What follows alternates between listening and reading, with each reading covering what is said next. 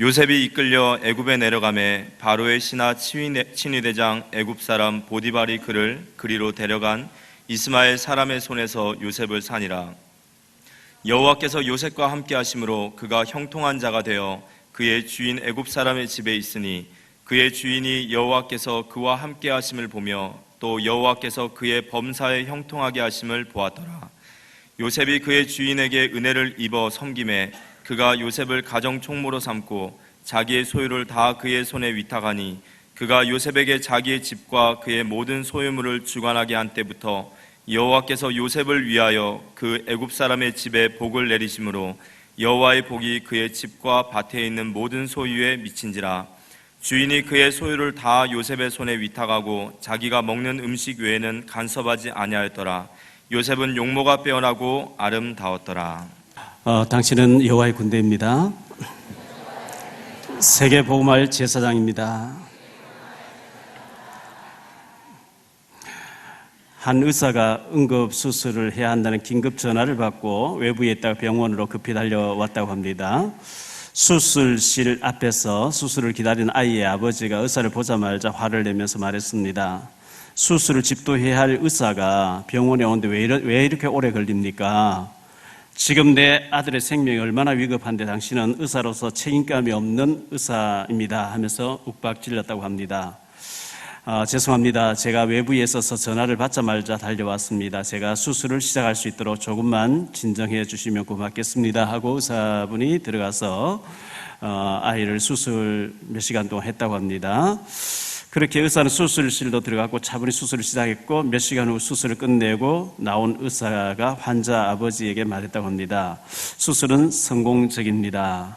다른 상황은 담당 간호사에게 문의해 주시면 감사하겠습니다. 대단히 죄송합니다. 그러고는 의사는 수술실에서 급히 나가 다시 달려나갔다고 합니다. 이를 본 환자의 아이 아버지가 간호사에게 불만을 참지 못하고 다시 화를 냈다고 합니다. 아니, 저 의사는 왜 저렇게 거만한 거요? 내가 아들의 상태를 묻기 전에 가버렸다니 좀 더 기다려줄 수는 없는 건가요? 하면서 화를 내니까 이 말을 들은 간호사가 상기된 얼굴로 이렇게 차분히 대답했다고 합니다. 의사 선생님의 아내와 자녀가 어제 불의의 교통사고로 목숨을 잃었습니다. 지금 장례식장에 있었지만 수술 연락을 받고 급히 와서 수술을 하고 그 장례식장으로 달려간 것입니다. 아들과 아내를 잃은 슬픔을 참고 달려와서 수술해주고 가신 겁니다. 이렇게 대답을 했다고 합니다. 우리는 전부 다 상대방의 어떤 상황은 생각하지 않고 내 입장에서만 일방적으로 말하고 그렇게 하기를 잘합니다. 어제 제가 이제 송도에서 신방을 하고 저녁에 이렇게 오고 있는데요. 여기 이제 교회 쪽으로 오고 있는데 우리 목사님과 사모님들만 들어와 있는 카톡방이 1000명이 넘는 1000몇백 명이 모이는 카톡방이 있어요. 주로 이제 강단 메시지라든지 이제 복음과 관련된 정보를 주고받는 메시지인데 어떤 사람이 카톡에 100몇 개가 이런 게 쫙 올라온 거예요. 계속. 그러니까 이게 계속 이제 오니까 바로 반응이 미쳤냐? 너 지금 뭐 하는 거냐? 막 이제 막 목사님들과 사모님만 있는 카톡방이니까 막 그런 이제 반응이 있었어요.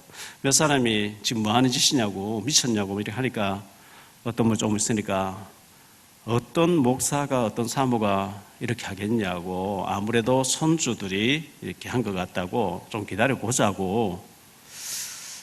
제가 이제 그 부분을 보면서 어떤 목사가 저런 걸 100몇십 개를 날리겠어요. 애들이 했겠지. 조금 있으니까 어떤 사모님이 죄송합니다. 아이가 잘못 이렇게 손을 댔네요. 이렇게. 우리가 그 조금 한 걸음만 물러서서 이렇게 좀 생각해 보면, 그럴 수 뭐 있겠지 이렇게 생각하면 되는데, 바로 막 반응으로 미쳤냐 이래버리면 좀 곤란하겠죠. 좀 우리가 더 차분하게 지켜볼 수 있고 이랬으면 참 좋겠다 생각되어지고요. 축구 때문에 행복했죠. 행복 안 했습니까? 우리 아이들이 참 대단한 것 같아요. 대단한 것 같고, 이겼으면 더 좋았는데, 어쨌든 대단했습니다.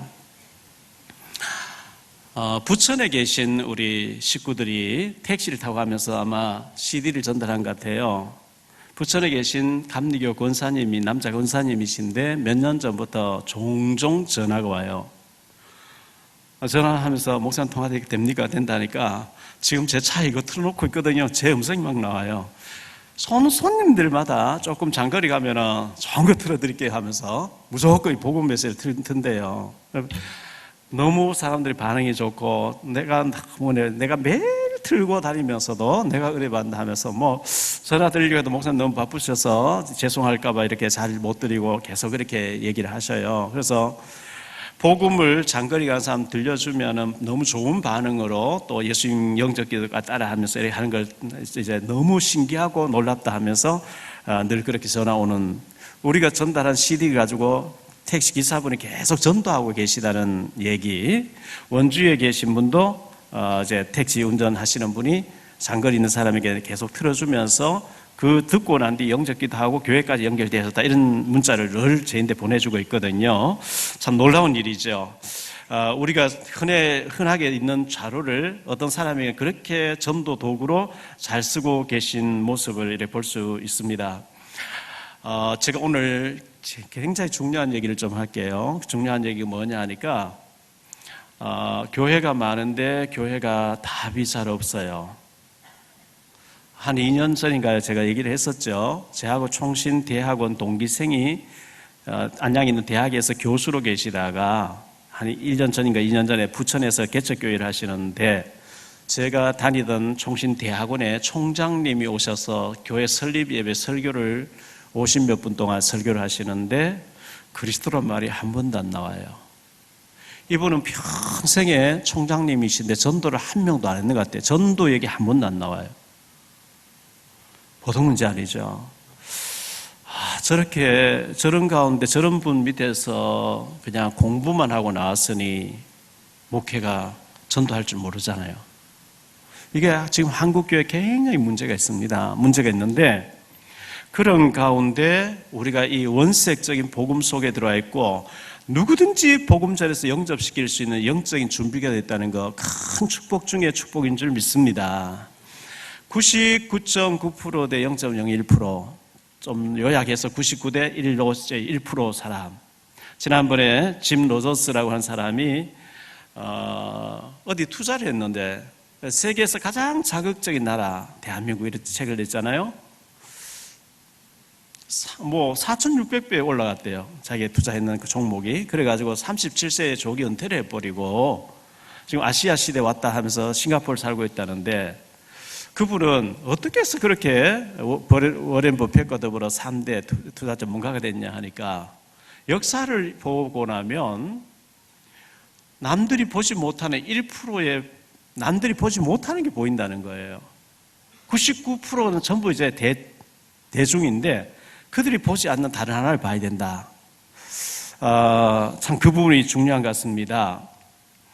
아모스 3장 2절에 보니까 땅의 모든 족속 가운데 하나님이 너희만 알았다, 너희만을 통해서 세계복음 하겠다, 그렇게 부름받은 게 얼마나 큰 축복이겠습니까? 237 나라가 있는데 하나님이 구약시대는 유대인들을 통해서 하려고 했는데, 유대인들이 죽어도 자기들 썩민사상, 우리만 선택받은 민족이에요, 우리만 예수 믿고 우리만 구원받으면 안 되니까 하나님이 우리 이방에 이제 복음을 주신 거거든요.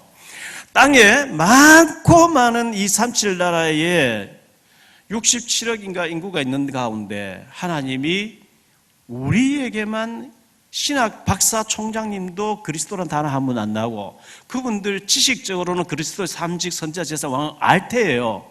그런데 설교 한 시간 하는 가운데 그리스도란 말과 그리스도의 삼직에 대해서 이 땅의 문제가 사단, 하나님 따라서 저주, 지옥, 이런 원색적인, 원칙적인, 근본적인 얘기를 한마디도 안 나온다는 것은 그 중요성을 모르고 계시다는 얘기 아니겠어요? 제가 생각할 때는 진짜 1%도 안 되는 사람으로 우리가 하나님 앞 마지막 때 쓰임 받기 위해서 부름받은 줄 믿습니다. 자다가도 기절할 정도로 축복받은 사람들이고요. 그래서 여러분들은 같으면 안 돼요. 출애굽기 12장 37절에 애굽에서 나온 사람들 장정만 60만이었다 했는데 민수기 14장 38절에 오직 여호수아와 갈렙만 가나안 땅에 들어간다 이렇게 했거든요. 여호수아 갈렙 특별한 게 한 게 아니고 그냥 하나님 약속 믿은 거예요. 왜? 하나님 주신다고 안 했냐? 우리 조상 아브라함 때부터 주겠다.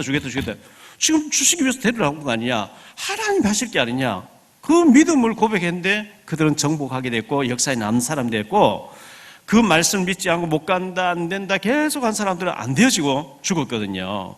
그래서 하나님의 말씀은 정말 어려운 게 아니고 신명기 30장 11절로 14절 나오는 말씀처럼 누가 하늘 꼭대기 가서 하나님 말씀 받아와서 우리에게 전달해 줄 거 할 것도 아니고 바다 끝에 가서 하나님 말씀 받아와서 우리에게 전달해 줄 거 할 것도 아니고 이 말씀이 너희에게 심히 갖고 와서 너희 마음에 있고 생각에 있다 그랬거든요.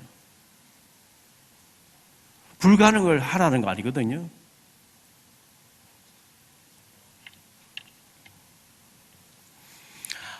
구미의 안디옥 교회 김성우 목사님 제가 친하게 친구로 지내고 있습니다. 근데 이 목사님이 지난번 제가 그 교회에 가서 합숙할 때 애들이 그렇게 많은 거예요. 어떻게 해서 애들이 많냐 하니까 계속해서 얘기했더니만은 집집마다 기본이 5명, 6명, 7명 다 낳는다는 거예요. 왜 그러냐 하니까 인구를 애들 안 낳으니까 앞으로 자라나는 세대가 어른 됐을 때 완전 노인 시대가 되고 젊은 세대가 없으니까 세계에서 2, 3, 7 나라 중에서 우리나라가 제일 빨리 없어질 나라라는데 누구 거 되겠냐고. 지금 태어난 애들이 다 차지할 게 아니냐고. 그래서 야 낳아야 된다. 왜? 낳으면 전부 너 거야. 계속 그 얘기하니까 이게 메시지로 들어갔어요. 그래서 우리는 최소 5명이 우리는 최소 7명 해야 될 것 같아요. 왜 7명이냐 하니까 다윗이 7번째 아들이었거든요. 여러분 7명 낳으면 다윗 같은 인물이 틀림없이 나올 것 같아요. 다윗 시대는 이런 확실한 복음이 선포되지 못했는데 그리고 어떻게 이 어려운 시대에 그 공부를 시켜야 되는데 일본에 11명 낳으신 선교사님 보니까요. 애가 자라가지고 자기 동생을 다 가르쳐요. 그런 걱정하지 마시고 진짜 앞으로 2 가정에서 애 하나 낳고 이렇게 되면 이제 시간이 지날수록 빈집도 많이 생길 것이고요. 저희 시골 마을에 가보니까 전부 노인네, 고향 마을에 노인네밖에 없기 때문에 그 사람들 죽고 나면 진짜 전부 가수원이고 다 비는 것 같아요. 앞으로 그런 시대 올 거니까 우리 젊은 세대들은 무조건 7명씩 낳으세요. 아멘 소리가 안 나오는 거 보니까 자신이 없는 것 같아요. 99%의 대중 속에 똑같이 있으면 안 되고 달리 봐야 되거든요. 1%의 달리. 전도도 못한 사람이 낳아야 됩니다. 서붙여 놓으세요. 난 전도 못하니까 많이 낳아야 되겠다. 키우는 거 누가 키우냐? 하나님 키우십니다. 진짜요. 제가 계속 얘기할 거니까요.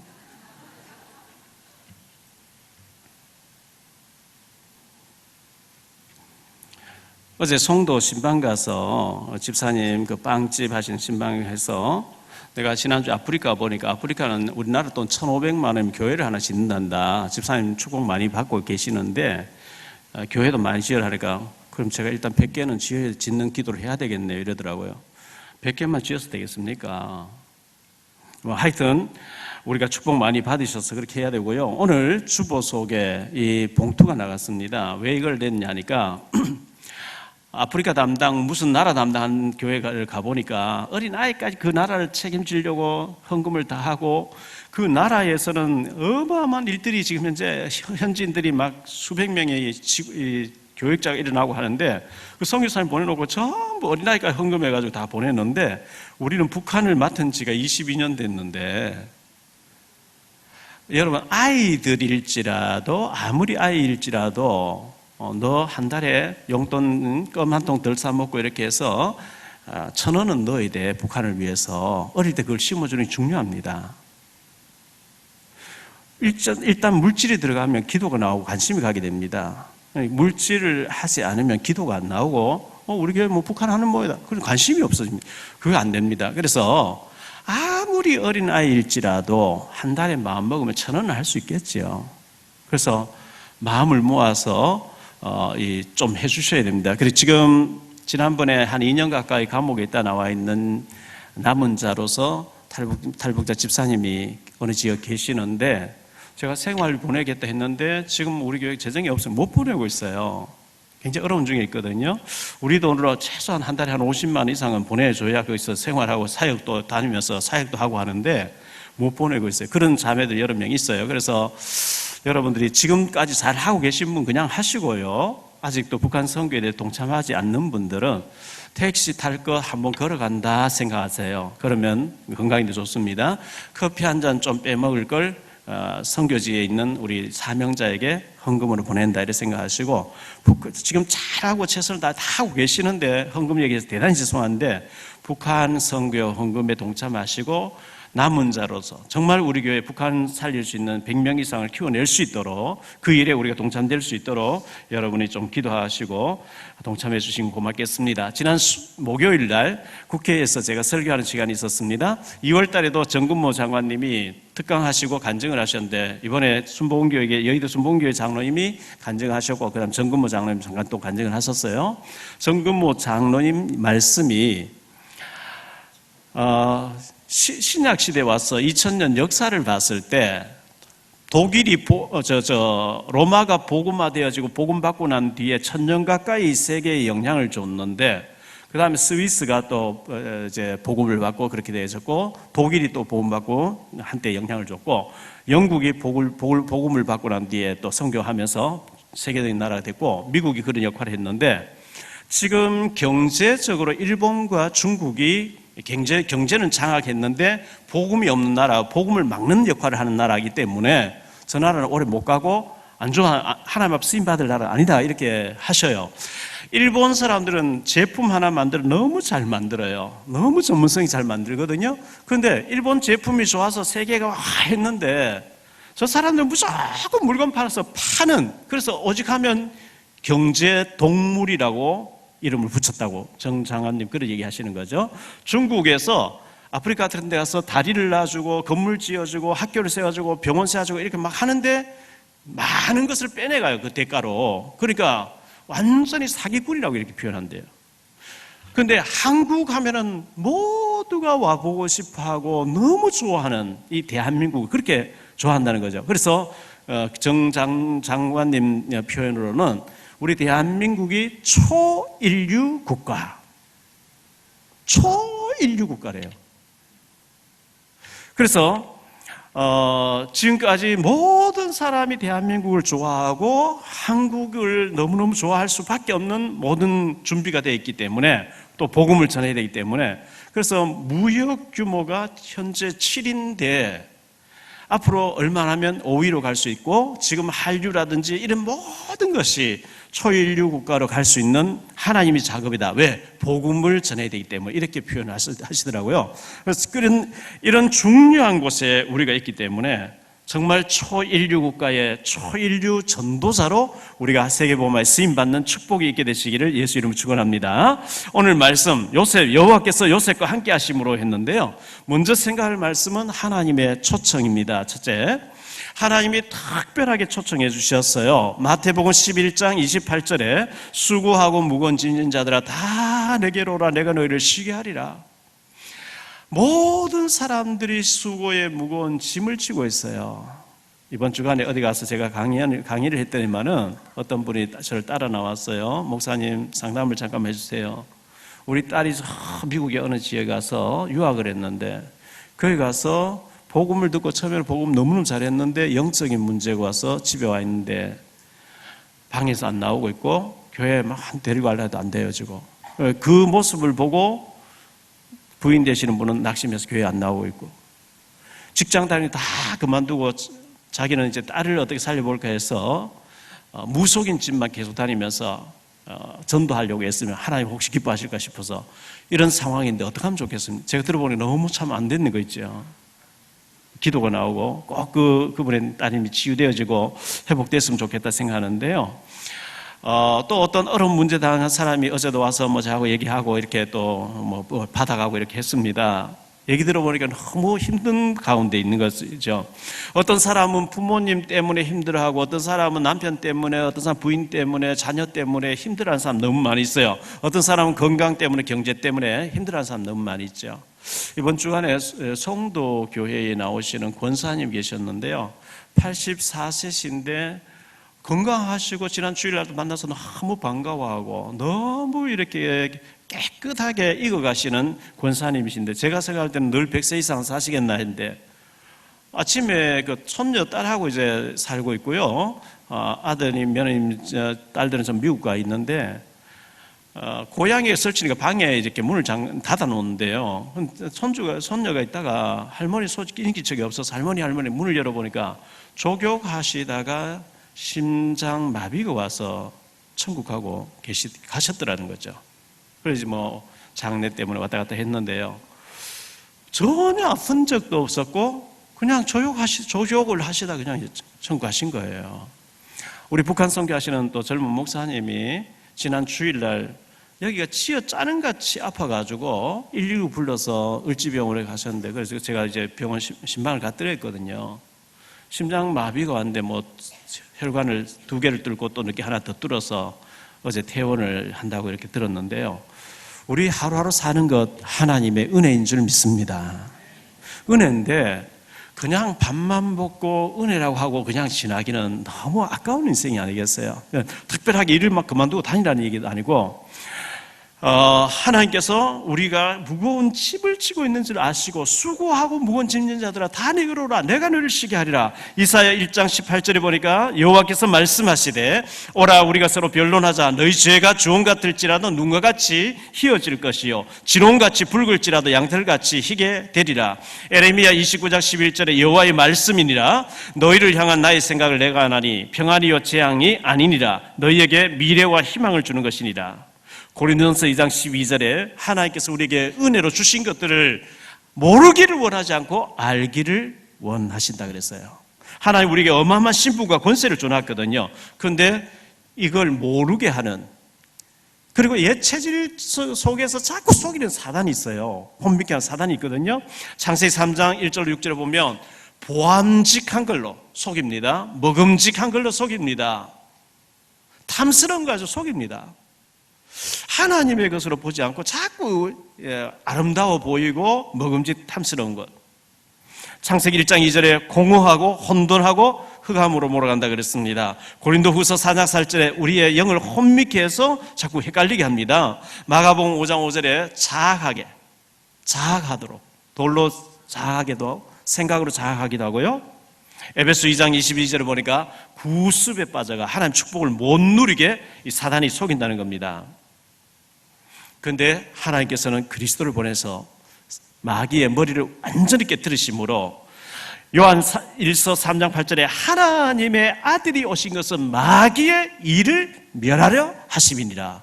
마귀의 일을 운명사주파도 이걸 완전히 예수님이 해결해 버렸대요. 속지만 않으면 돼요. 그런데 자꾸 우리가 속으니까요.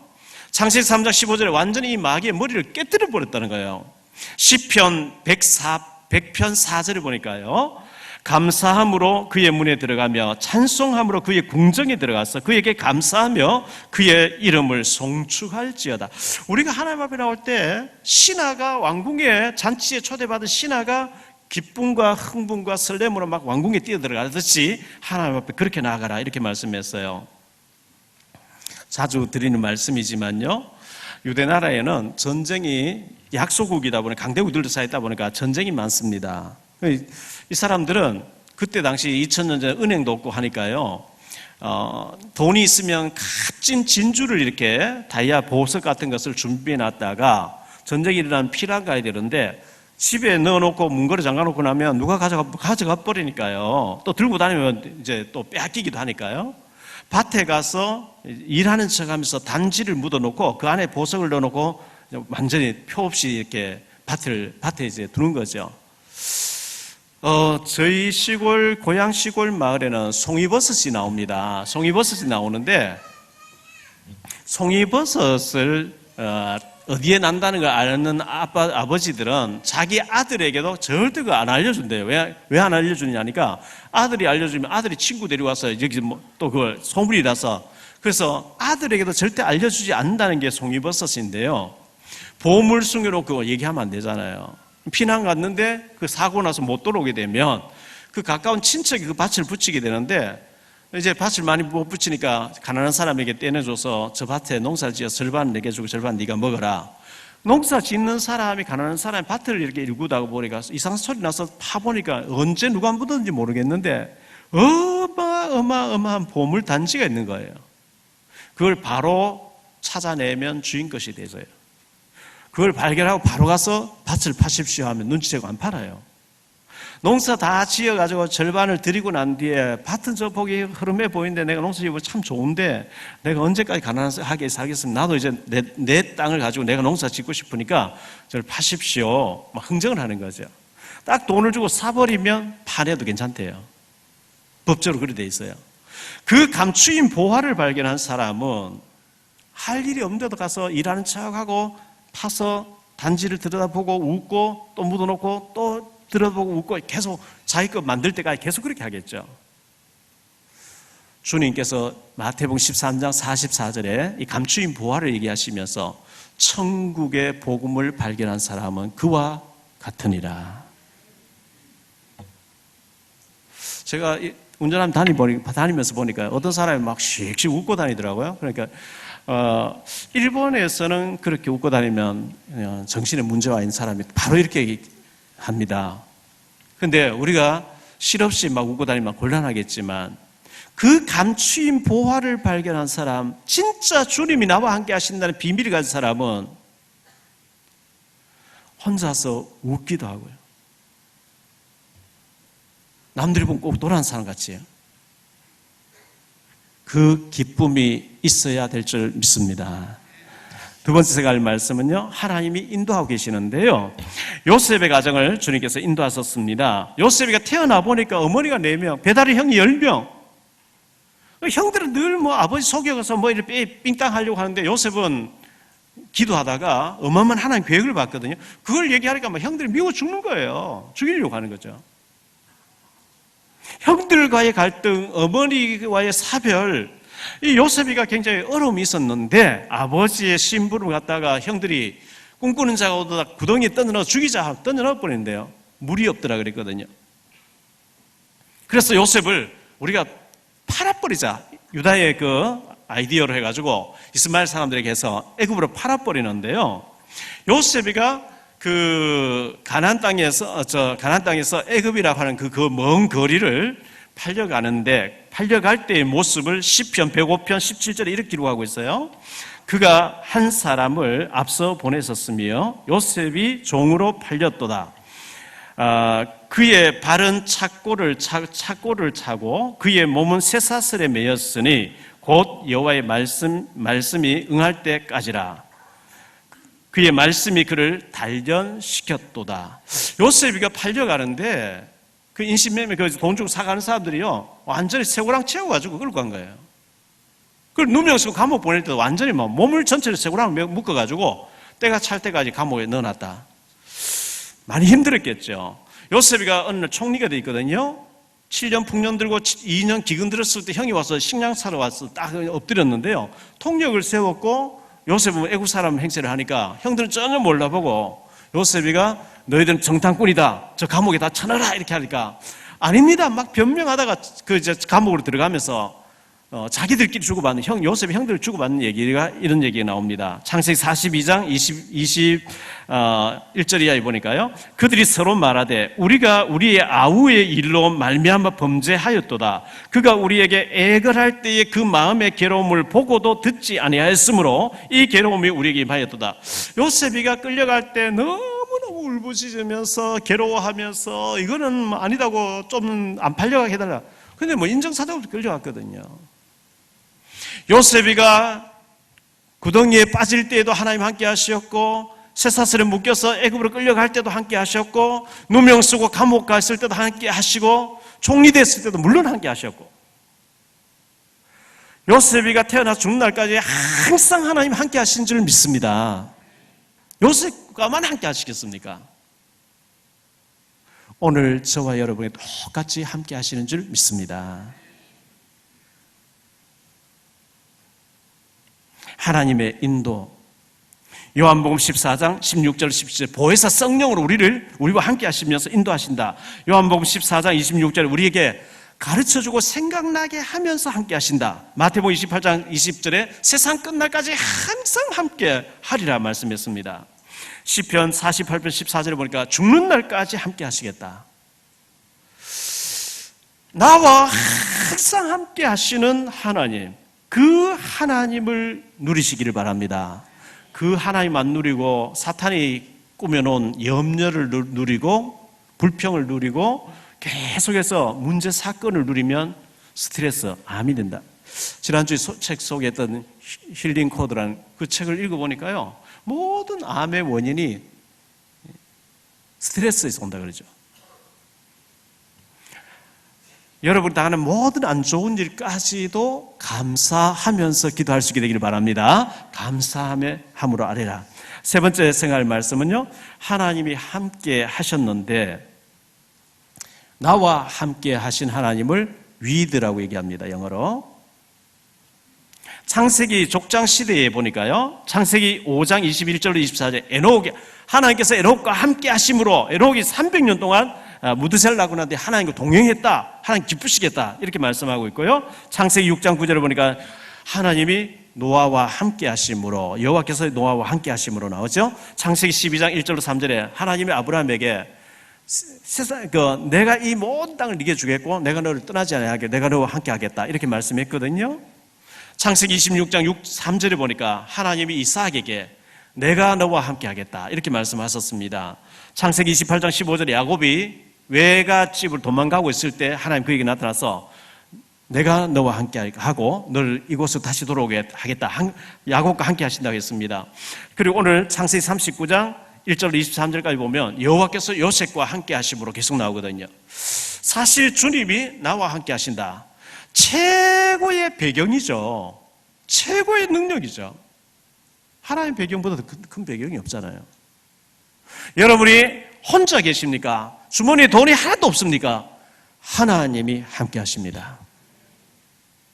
하나님의 배경 가지고 사는 거예요. 그 다음에 우리와 함께, 첫째는 나와 함께, 두 번째 우리와 함께 하는 하나님을 임마누엘이라고 얘기합니다. 이사야 7장 14절에 보라 처녀가 잉태해서 아들을 낳을 것이요 그 이름을 임마누엘이라 하리라. 마태복음 1장 21절에 아들을 낳은 이름을 임마누엘이라 하리라. 임마누엘이란 말은 하나님이 우리와 함께 하신다, 이 뜻이거든요. 자, 사도행전 16장 31절에 이르되 주 예수를 믿으라 그리하면 너와 내 집이 구원을 얻으리라. 우리 가족 공동체와 하나님 함께 하십니다. 창세기 12장 7절에 보니까 여호와께서 아브라함에게 나타나 이르시되 내가 이 땅을 네 자손에게 주리라 하신지라. 창세기 26장 3절에 보니까 이 땅에 거루하라. 내가 너와 함께 있어 네게 복을 주고 내가 이 모든 땅을 너와 네 자손에게 주리라. 창세기 28장 13절에 또 본즉 여호와께서 그 위에 서서 이르시되 나는 여호와니 너의 조부 아브라함의 하나님이여 이삭의 하나님이라. 네가 누워있는 이 땅을 내가 너와 내 자손에게 주리라. 하나님은 항상 나와 함께 할 뿐만 아니라 우리 자손에게, 우리 가족 공동체에게도 하나님이 축복을 약속하고 있습니다. 그리고 더 나아가서 우리 단체, 세계복음화해야 되는 우리 단체, 우리 개혁교단, 우리 공동체와 함께 하시는 하나님을 원네스라고 얘기합니다. 창세기 50장 24절로 25절에 보니까 요셉이 이렇게 얘기합니다. 요셉이 그의 형들에게 이르되 나는 죽을 것이나 하나님이 당신들을 돌보시고 당신들을 이 땅에서 인도하여 내사 아브라함과 이삭과 야곱에게 맹세하신 땅에 이르게 하시리라 하고, 요셉이 또 이스라엘 자손에게 맹세시켜 이르기를 하나님이 반드시 당신들을 돌보시리니 당신들은 여기서 내 해골을 메고 올라가겠다 하라 하였더라. 요셉이가 죽어요. 110세에 죽으면서 이곳은 우리가 임시로 와 있는 곳이고 우리 약속의 땅은 저 가나안 땅이다 하나님 400년 얘기했으니까 때가 되면 하나님 인도하실 것이다. 그때 반드시 내 해골을 메고 올라가서 조상의 묘에 매장해달라. 그런데요, 세월이 흘렀거든요. 모세가 가서 10가지 재앙을 내리고 이스라엘 백성 데리고 나오는데 출애굽기 13장 19절에 보니까 모세가 요셉의 유골을 메고 나오더라 그랬어요. 430년 만입니다. 그런데 광야에서 40년 동안 또 지내거든요. 40년 동안 계속 그 요셉의 유골을 들고 다니다가 여호수아 24장 32절에 보니까 여호수아가 그 요셉의 유골을 그 선조의 묘실에 안장하더라.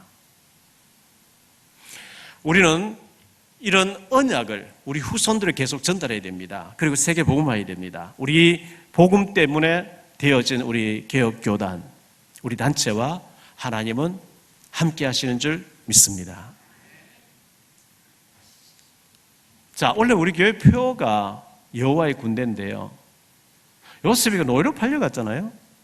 그런데 창세기 41장에 보면 바로왕이 임금이 결제하는 결제 반지, 임금 도장이 새겨진 반지를 요셉의 손을 턱 끼워주면서 네가 알아서 다 해라.